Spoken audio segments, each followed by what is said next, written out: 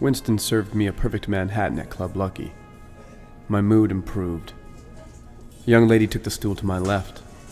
We made a show of ignoring one another. The young lady asked Winston for a glass of rosé. Winston, can I have a rosé, please? And asked me a question. Did you have a good time at Senator Coughlin's party? Why, were you there? I'm Julia Hammond. I'm what's known as a stringer.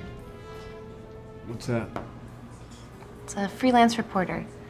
I sell items to papers and wire services. You pay well. $5 a pop. Did you make $5 at the Conklin party? No, that was just another G-Town shindy. You were the only one I didn't recognize. And that's why you're here.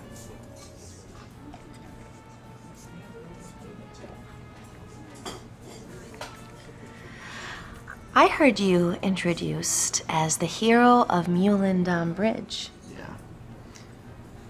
My so-called heroics more than 2 years ago. Why now? We're in the final weeks of a fierce political campaign. The Red Menace is issue #1.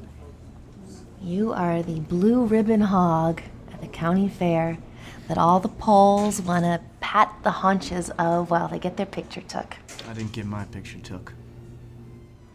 Okay. And how do you feel about getting your haunches patted? That depends. On what?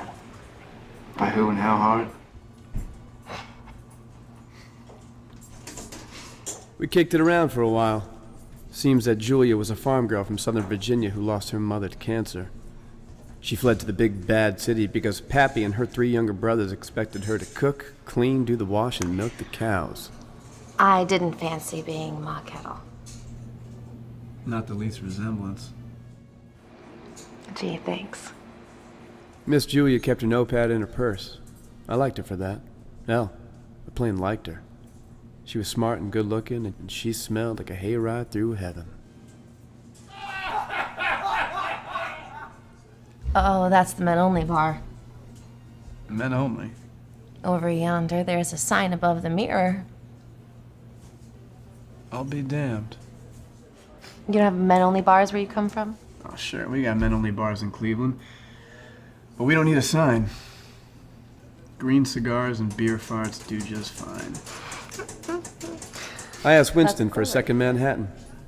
Julia and I made pleasant conversation.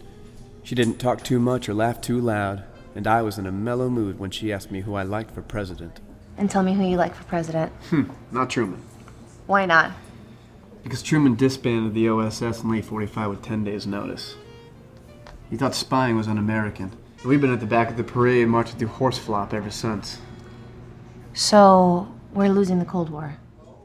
I told myself to shut my yap. But I was drunk and smitten enough to tell the truth. If it were a prize fight, the ref would have stopped it 2 rounds ago.